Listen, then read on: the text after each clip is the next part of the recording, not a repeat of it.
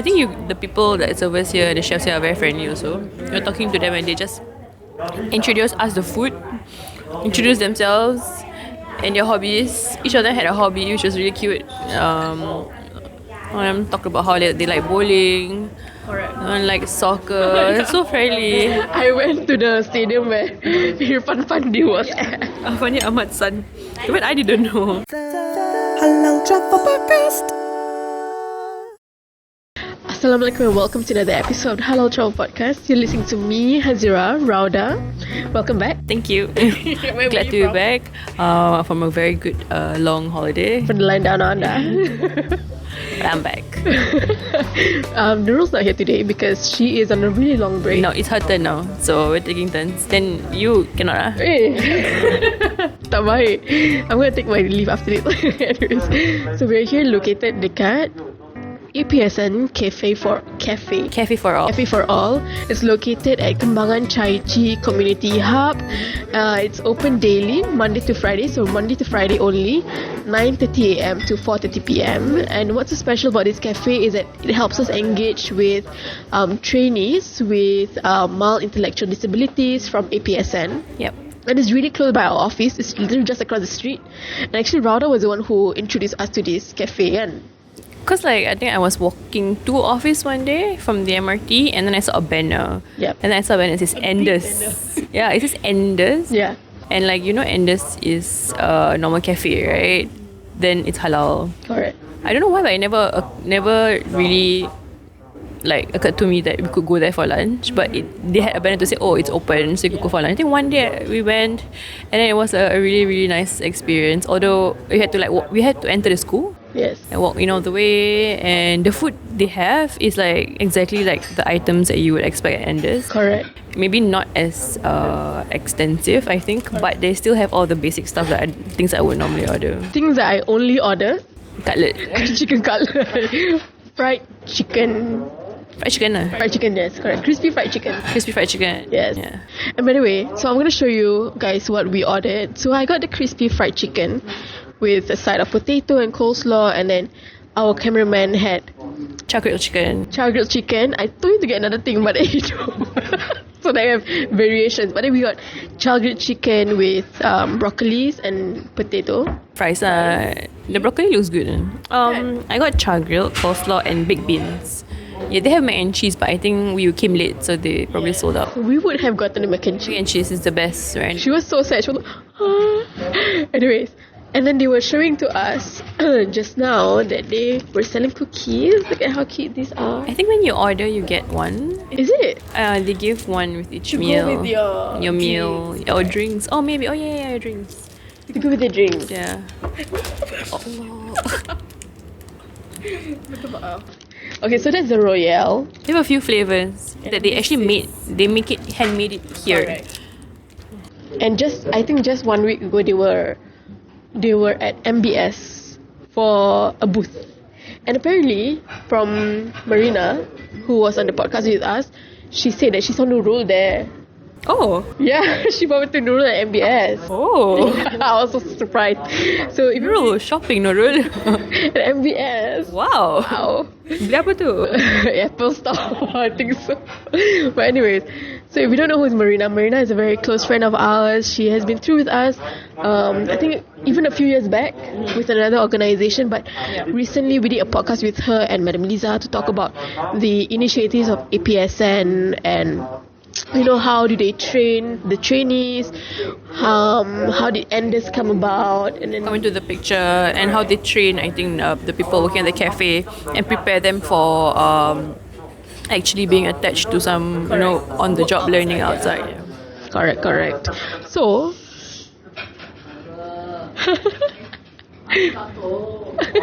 people here are really friendly, by the way. correct. Very entertaining. Okay, so we're gonna start eating. Okay. So actually, we wanted to get nasi lemak sambal Fish. fish or chicken. Actually, you can choose. Oh, okay. But apparently, it's they will be resuming very soon. Maybe also because we came late lah. We didn't talk about this. Oh yes. So this is crispy fish skin with salted egg yolk. So this is something that I want to personally buy and bawa balik for my mum because she's in love with fish skin. I'm so happy because they actually sell a couple of things. They sell like cookies, they sell this, for you to bring back. And this is one way that you can do to support the community here. This was about $7.35. So I think it's honestly harga batu tanah. Okay, I'm gonna cuba one. Are you allowed to eat this? Yeah, sure. Why not? Rana's on a very strict diet these days. Trying to eat healthier, that's all. Good. Sabar.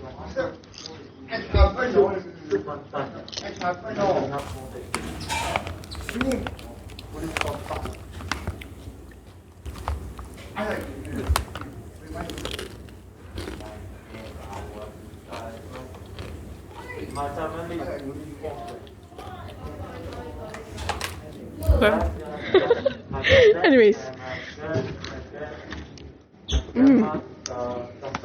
Don't get. So, one of the things that I was just going to, good news. I was just checking our statistics for Anchor or for our podcast, and the episode which is on APSN. If you are looking for the title, it's called. Hold on, let me look for it. It's already Marina, right? Correct. So if you're looking for the title is called Bringing Up My Special Firstborn with APSN. It is now our most listened to episode. All time, like times 5 of our usual Average views, average listens. Oh, that's times 5. Okay, everybody. So if you haven't listened to it, go ahead and listen to it. I'll put a link above here, so that you can go ahead and watch it and listen to it. But it was such an interesting topic because we talked about how Madam Liza first brought her children into APSN, and I think her older daughter at first wasn't schooling in APSN, but then she felt like, oh, why are the rest of my siblings in school but I'm not? And then she feels if she feels detached from people her age. So I think it was really nice that she wanted to be in school. I think the episode was interesting because we had perspectives from someone as a mother, and also someone who is who is actually part of the APSN organization, who is bringing forth the education and everything else. So it was good. It was nice to see the two different perspectives. I think it's interesting that people are actually listening to the episode. It means that you guys want to know more. Correct. And what we learned about this cafe being here was really cool because I think it's not easy to find a place run by trainees with mild intellectual disabilities. And what more, a cafe that's in collaboration with a well-known restaurant like ASTONS Group. Correct. And I think one of the things that I very impressed by is the two-way learning, not only for the trainees, within these 4 walls or within APSN, but it's also training for the outside group that the trainees are going to be posted to. So what they do is that they train the trainees. Correct. So every once in a while, the manager or whoever is overseeing the group or the kitchen outside, they will come down here to APSN's kitchen to maybe to observe or to also train together with the trainees here so that they know and they understand how to handle certain things. So situations and how to be working hand in hand with trainees like them. Correct. In another video, I also saw that it takes more effort in this line because not all managers or supervisors out there are trained to handle a meltdown, for example, and it takes specific training for you to actually be able to manage these situations and I think it's really a good initiative that we understand now that training goes both ways. It's not only them adapting to our lifestyle, it's also us adapting to, situations that we cannot expect. Yeah. And then also on the episode, what I really loved is that Madam Lisa, when she got her first child was after a few years, she found out that her child needs special needs.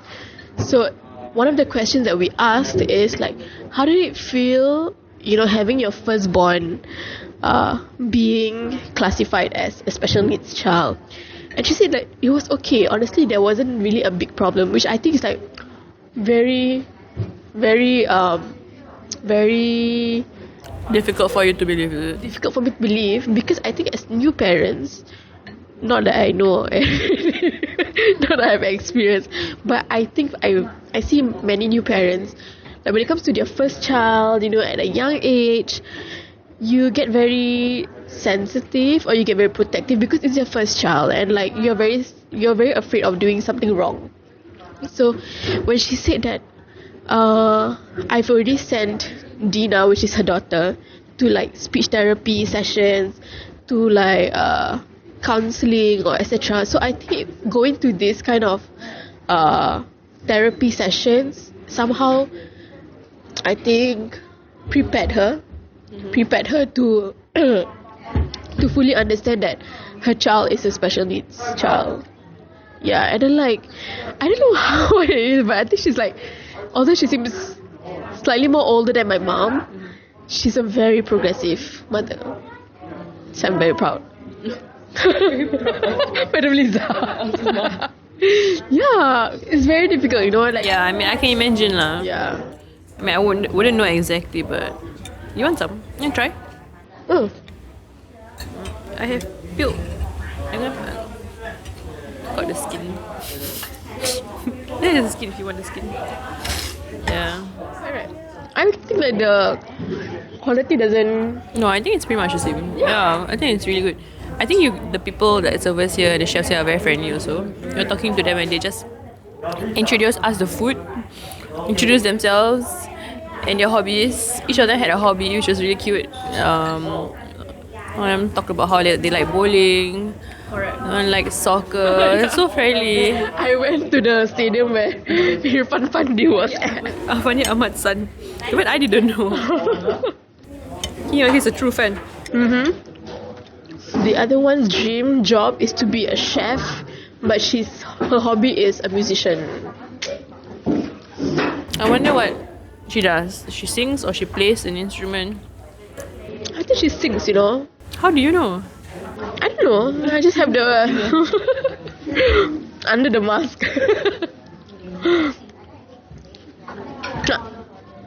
A little bit, just a very, very small piece. In diet.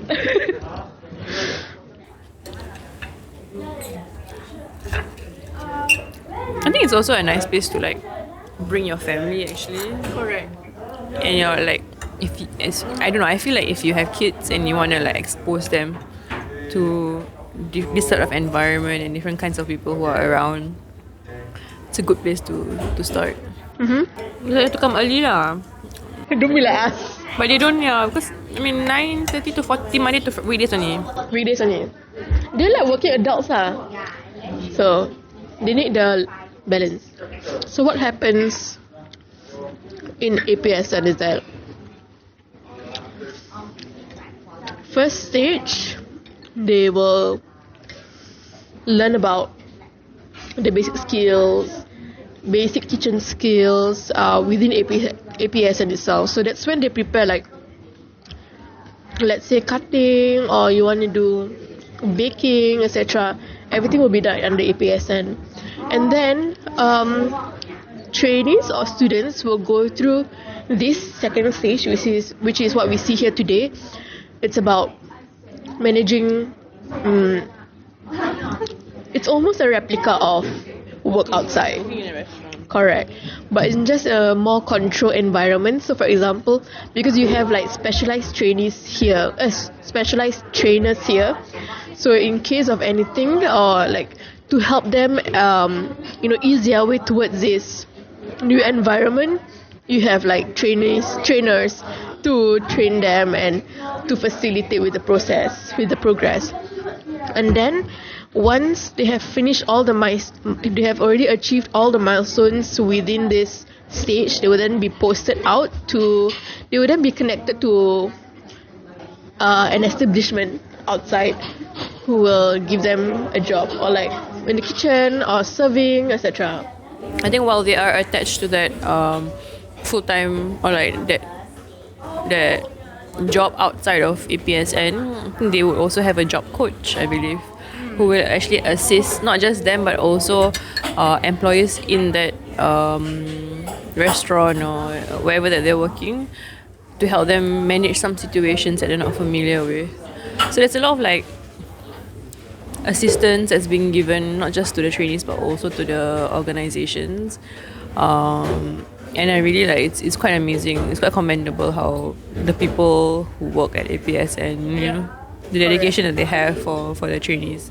Correct. And I think like what one thing different that he mentioned is that, for other organizations, it is more common than you think for them to have skills training.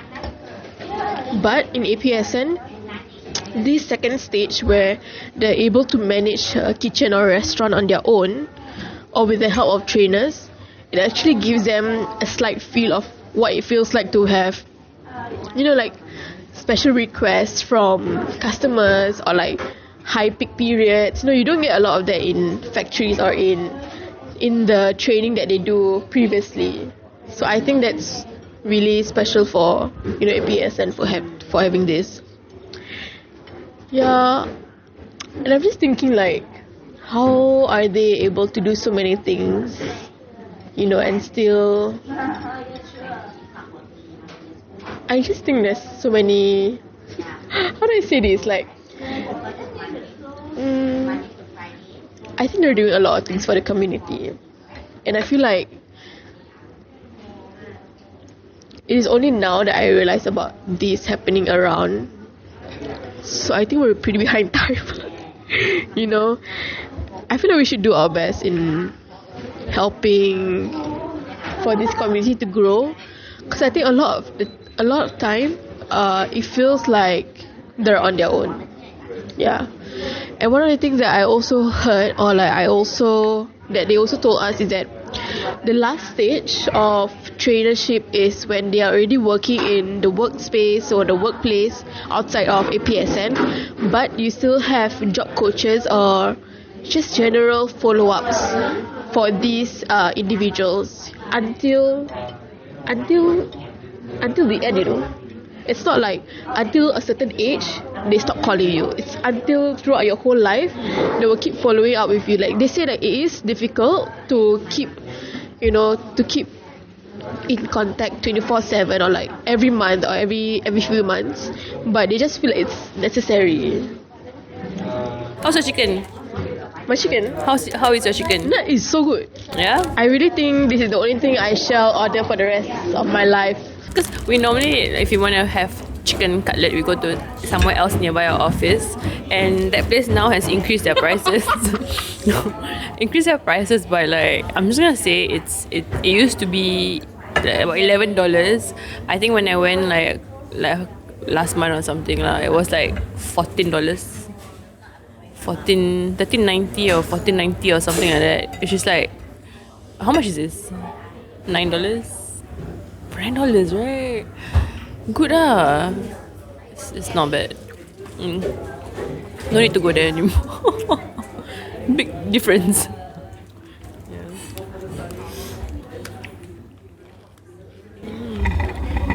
Because the quality is pretty much the same at a lesser price. Different breading kan? Different crumbs. No, same. Lain lah. This one breadcrumbs. That one is like more tepung. Same. I just ate this like last 2 days. No, the other place I'm saying. The other place is lain lah. Not the restaurant is memang same. Yeah. But anyways, just now Caleb, right? So one of the guys who did my chicken, one of the trainees, Yeah, who's the chef lah? who's the chef, came by to say like, I love deep frying things. I was like, oh my god, yes. His name is Caleb. He's so tall. So tall that I think he can reach the lights with no issue. Just stretch a bit more arms, then you can reach it. So cute. Anyways, I actually want to ask. Actually, I nak tanya ni sebelum ni lah, tapi macam busy makan tadi. No, I'm done. You are not done. Okay, then after you talk. Okay. Okay, what? So how was your trip to Australia? So the reason why she has been missing is because she went on a trip to Australia for the longest time. No, I mean, hey, we talked about it. What? Mukata episode. You asked me about travel hacks. No, I asked you what do you prepare? Because I'm going on a trip. Correct. Now it's like, how was it? Okay. It was okay. It was good. I think it was a new experience because we tried camper vanning for the first time. For 6 days, we drove down from Sydney to Melbourne. Learning curve, steep learning curve.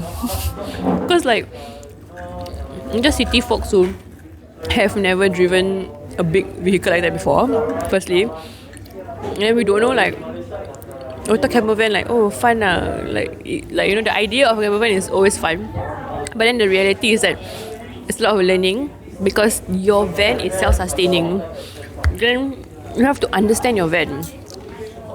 The first thing, when we met the owner for the handover, that she gave us instructions for 1.5 hours. I heard handover. No, handover for the handover.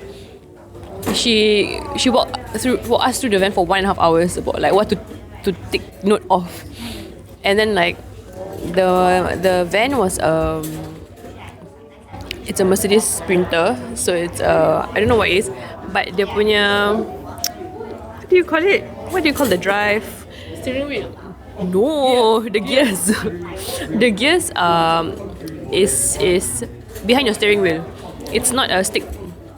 So it's like how you control your wiper and things like that. That's how Mercedes car. Yeah, Mercedes car are right.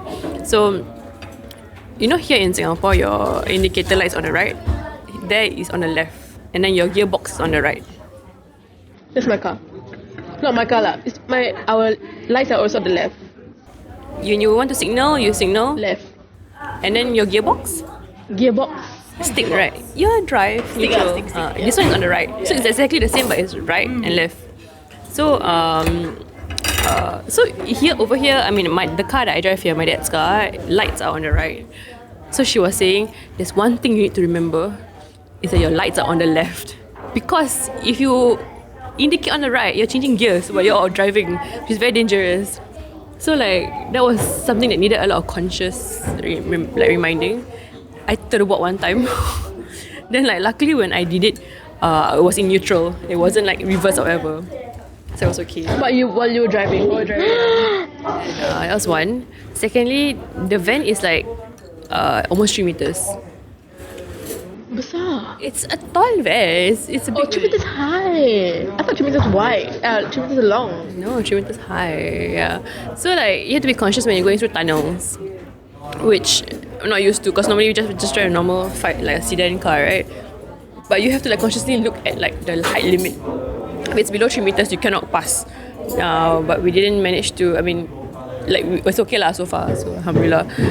So things like that lah. And then every time we park at a campsite, we need to hook the van to shore power, shore water and things like that. So like you park at a place, you have to take out all the hoses, you have to clip here, clip there, clip here, clip there. You have to switch the thing from inverter to shore. So there's a lot of like steps to get there. And then like the first night we stayed at this place like near Blue Mountains, it was so windy and so cold. Apparently it was so cold that it was very rare that it came on the news. In like the news in a local the owners was like, are you okay? Because we heard that the place that you stayed at was like a single digit. Like, yeah, no wonder it was like crazy cold. Then Oh, they checked on you. yeah, because I think they're just checking on the van. To be honest. But yeah, it was a really interesting experience, a very humbling experience. If I could do it differently, I would 6 days sounds like a long time, but actually it's not if we are staying at a different place each night. So I would stay maybe 2 nights in one place, because driving takes up a couple of hours, and then like when you're settling somewhere, it also takes up a few hours. But that would take like twice as long. Yeah, so And then we're gonna miss you for twice as long. that would be like if your whole trip is a camper van trip, you know what I mean? Yeah, dedicated like just a camper van trip. Ours wasn't. Ours were like trying to do like a half kind of thing. So that's why it was a bit exhausting. Oh no, it was good. Good experience. Do you think it would be okay for you to do the same route but with a car? Yeah, for sure. Because like at the campsites that we stayed in, because we stayed in like campsites are paid campsites, so there are people who do off-grid. That means like you're not connected to anything, no Wi-Fi, no whatever. But we didn't do that. So we stayed at a campsite where within that campsite is like a hotel. You check in, and then the different types of accommodation. So ours was just like a vent site, so it's just a patch of grass and cement, and then like facilities for us to hook up power and electricity to. And there are also cabins where you can, it's like very small houses, but like got kitchen, got bedroom, got toilets and things like that. And then there are also vent sites with ensuite bathrooms. So like right beside your where you park your van is a toilet that's just for you. Otherwise you use shared toilets, which is also okay because they're very clean.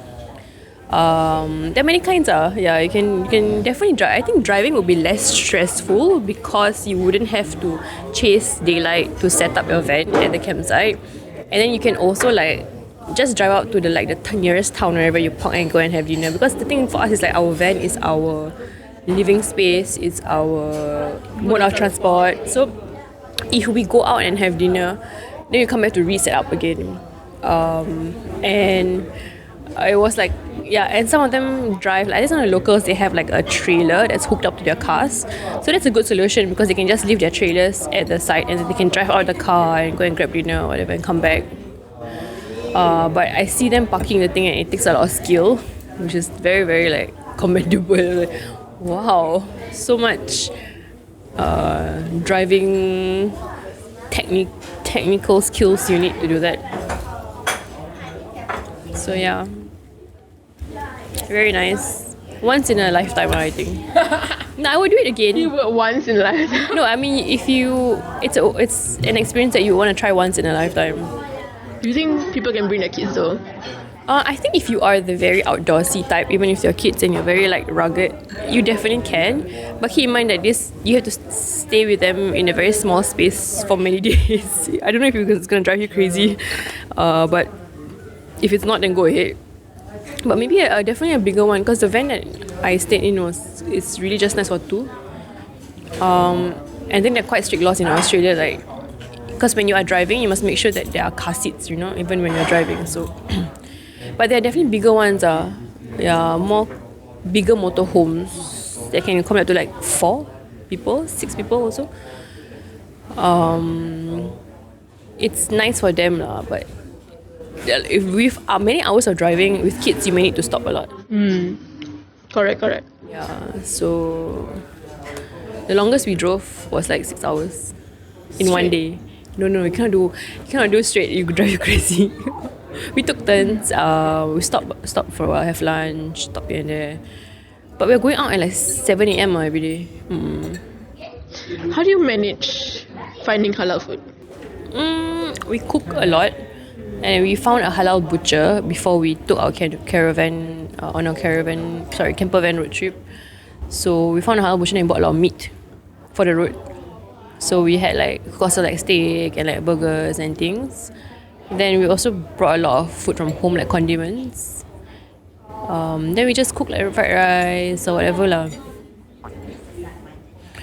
Halal food was okay. I think you can find it quite easily in the major towns. Yeah, but when you're driving in the smaller towns, maybe it's a bit hard. Unless a car lah, right? Unless? It's a car.